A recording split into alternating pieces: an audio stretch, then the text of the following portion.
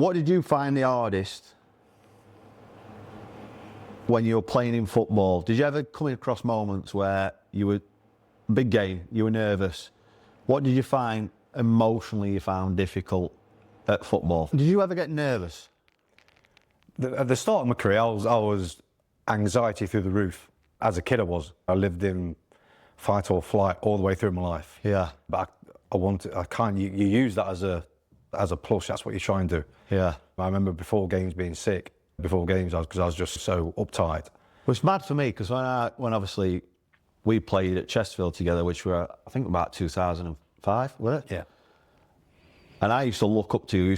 I used to call you Bond. Smooth, cool, Mr. Calm as you like, everything in control. Yeah. And then hearing that from you, did it get easier as you got along? At that stage then, I'd obviously already been to clinic. Yeah. So my identity then really had been found, really. Starting off in football, as a kid, you have no identity whatsoever. I didn't. I was lost myself as a kid growing up. And you go through, or I went through, I'm going to speak for myself, you go through certain things in life that kind of mould you. And for me, one was, my dad was violent towards my mother. So I always felt I had to be this big tough man. Yeah. So I wanted to portray this image, this identity of being this tough man. So I wanted to be tough. So in football, I tried to carry that on in football as well. And yeah, that's how I found my identity in football, which is really pathetic, really, but that's how I got through it. And I've heard you say before, which I found fascinating, you felt like you had a superpower, didn't you? And that. Well, if you don't mind me. No, not at all. No, I was, which is terrible, really. But my superpower was my anger could go from 1 to 100 like that. Do you think if you left that superpower, you wouldn't have been as good as you were? Yeah, 100%. That's how I felt. Yeah. That's how I But felt. I know it's hard to say hindsight. Yeah. But I get that. I think a lot of footballers have a lot of fucking nuts, aren't they? Yeah. Like, the best as well. There's always something emotionally, psychologically, where they can create a trigger to be who they are on a football pitch and forget about the day-to-day life. But I think once you cross that white line, that was my escapism. 100%. The football pitch, the training ground was a sanctuary for me. Yeah. Coming off of that, that's why I was oh yeah, look at him, he's a great trainer, he's this, is that. Didn't want to leave it because I knew outside of that, it was carnage for me. I just couldn't cope with real life. Yeah. Normal life. So living life on life's terms, innit? Yeah. Yeah. It's difficult. It was difficult. I wasn't, I remember even when I signed for Derby, I was having people come around, cut my water off, cut my electric off, just because I wasn't able to pay bills. Even little things like that, I'd bury my head under the carpet, things like that. It's in the papers about, oh, look at this, the Derby County Scot, he's got no TV licence, he's had the electric cut off, he's had the water cut off. Just madness. But the thing is, and your identity becomes that role in football, doesn't it? Because the thing, what I'm trying to explain is, you get there, your clothes are done, even your pants and socks, your food's done, your writing is like that, and you know exactly what you're doing every day, and then we want you to go home and rest now. And where I'm going with that is like, how can you then expect someone to come out once you've finished into that normality? You've got to create everything yourself, where it's such a selfish business environment in a way, and I get it why they do think that, because you think if we get 1% extra out of you on the football field, we don't want you to worry about anything about normality life. You're just going to be you and play in it. Yeah, you are. You're robots. As you said, you come in every single day, you're told exactly what to do, what to eat, where to go, what you can do, what you can't do. You've got to be here at this certain time, you can leave at that time. At Chesterfield, what was it like waiting for meetings? Every single day he was having to sit, we've got to sit down, we've got to do this meeting. And then we leave home and I can't even sign a cheque. Yeah. It sounds pathetic, but the things that you just can't do are ridiculous. And listen, I'm painting a really poor picture of myself, but that's how I was. Yeah. I was very lazy. I just thought, all my mind and everything, I devoted everything to football. Outside of that, I wasn't concerned, I wasn't bothered. Yeah. I wasn't. That's how you've been programmed to be, innit? Yeah. But then obviously when I go to clinic and come out of there and I have kids, life's totally different. You see your wife, who's a mother, doing what they do, puts me to shame a little bit. But yeah, you pick things up as you go along. And as you say, as you get older in football and your role changes in football in the changing room, because changing rooms are daunting places. If you haven't got thick skin, let alone 20 years ago, even today, if you haven't got thick skin, I think today footballers probably talk a little bit more than what we did back then. But now, if you are trying to approach someone and say, "Oh, I feel a bit like what? I'm getting a bit of anxiety. I'm getting a bit of things like back then you'd have been like, you just know he's an issue. He needs to be dropping for a couple of days. He's weak. Won it 100%. He's weak. He's weak. Ain't happening. Swallow it up. I can remember we played. I think it was Chef Wednesday. And my legs were shaking. I was that fucking nervous going out but the pump. So even like now, and I carry it to meetings, I get that pumped up because it's still that pedigree in me going. And pardon me French, I'll go, let's fucking have it. I'll pump it up for a minute. Let's fucking get into it and get that. And I'm like, I've not played for 15 years. Do you know what I mean? You know, like, that's interesting. I'm not even there anymore. That's interesting though, because even when we were playing, it was like in the changing rooms, it's like shouting and yeah. When in reality, I think now you go in the changing rooms, it won't be like that. No. Because you need to be calm when you play. If you're playing in front of 30, 40, 50,000 people, you don't need to be. You've got to be calm. So really, we're doing we're doing the wrong thing. And I think we were one of the first clubs. I think I mean, you might know differently. We had obviously the psychologists come in, which it was hard because you were on a budget. And Peter Leach trying to teach his name were like 20 men in one room, asking you to tap, focus, meditate. It weren't happening, were it? No, it wasn't at all. But I think. But it was great. It was, yeah. It was. I think there were 2 or 3 that would go back and see him individually. Yeah. I think it's difficult as a group when you've got young lads in there trying to tell these new ideas of tapping on your head and on your wrist. But it just goes to show, like, it's needed. It was massively needed throughout. Rico were obviously one of the first to bring it in. And like, why aren't big football clubs doing it that do have the financial? I seen a stat the other day. Kids, there's no courses, nothing aimed at like psychological development for like young kids coming through. So when you're at like 10, 11, 12, 13, you're stepping up to that thing, like it's almost, you can go to the clinic after you've finished football. Yeah. Why aren't we teaching them?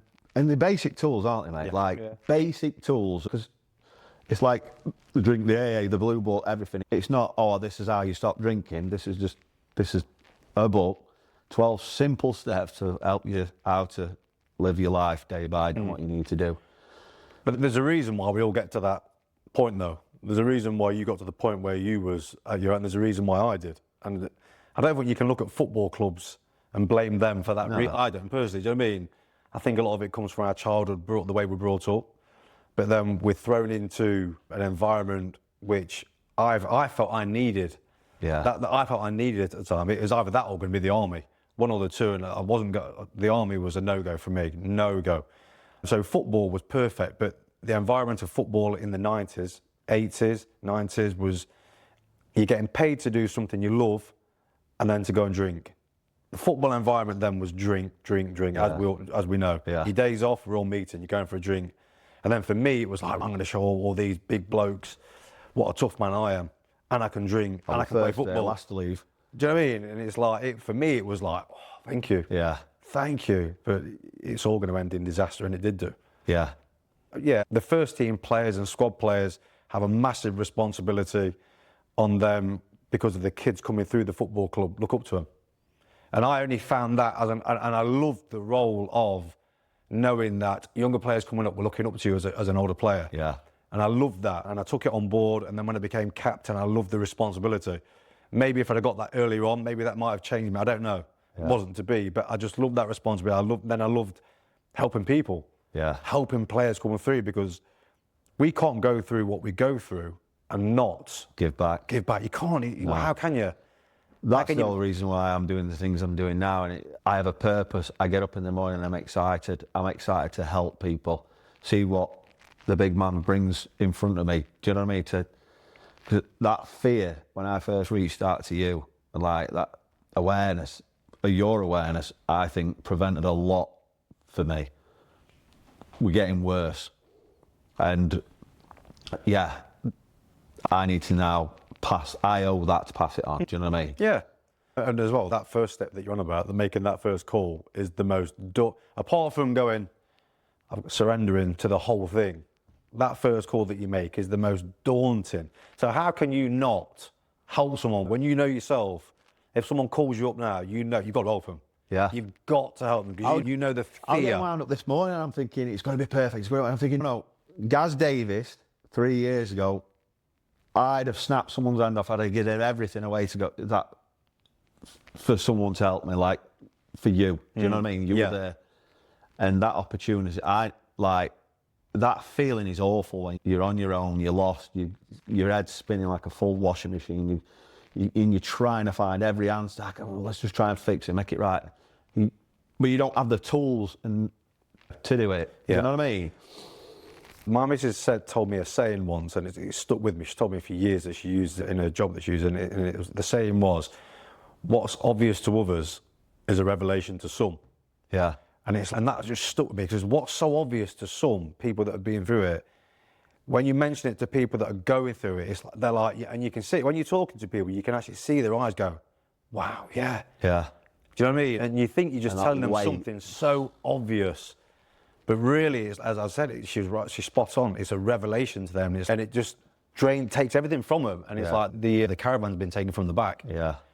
Crikey, there's people like me. Wow. Do you know what I mean? It's not just me. I thought it was just me. Yeah. Who had these horrible thoughts, worrying. Yeah. It's madness. So how are you finding Shane Nicholson now? I'm loving life, mate. Listen, at 55, I am very grateful every single day to get up. That is the honest truth. Honestly, I get up in the morning, I just have a smile on my face. My missus, detests me in the morning because I'm just the loudest and the happiest person ever.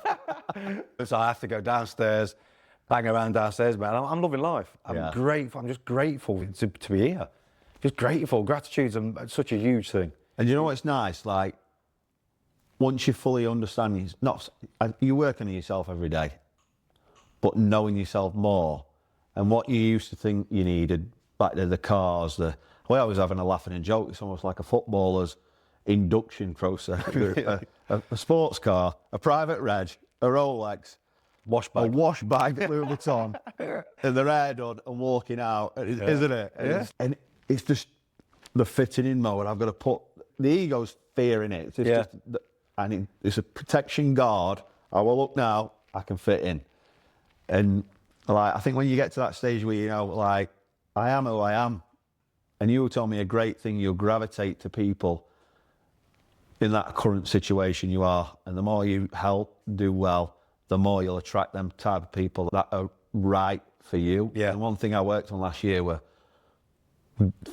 concentrating on that, and I noticed all the bad people to go away that caused me anxiety, grief, and better situations, better people coming in now, more positive. Do you know what I mean? As a drinker, mate, you know yourself, or whatever your vice is, when you go out, that person will gravitate towards you. Yeah. Do you know what I mean? It will.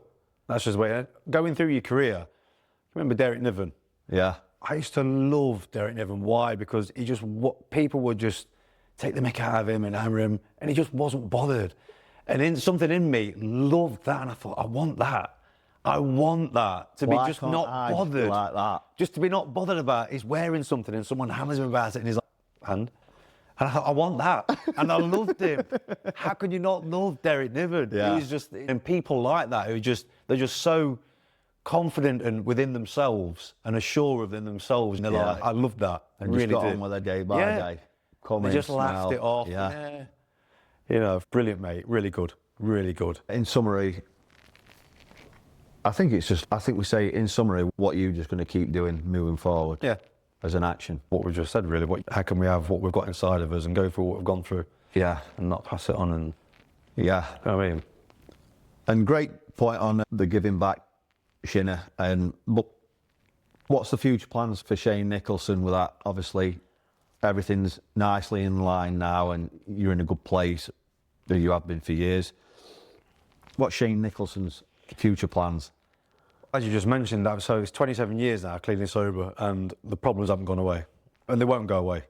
And neither do I. I don't want to go away either. So I want to continue to help as many people as possible. While I have breath in my lungs, I'll continue to do that. Because from a selfish point of view, mate, it makes me feel better as well. Yeah. And it's the right thing to do. As we spoke about, mate, you cannot go to the dark places that we've been to and not want to pass that information on to people and try and prevent them from doing it and going to them places. So the action continues. 100%. Thank you for tuning in. I don't know where this is going yet. It's just something we're just going to keep working on and let it just happen and work its way. Keep tuning in. Thank you.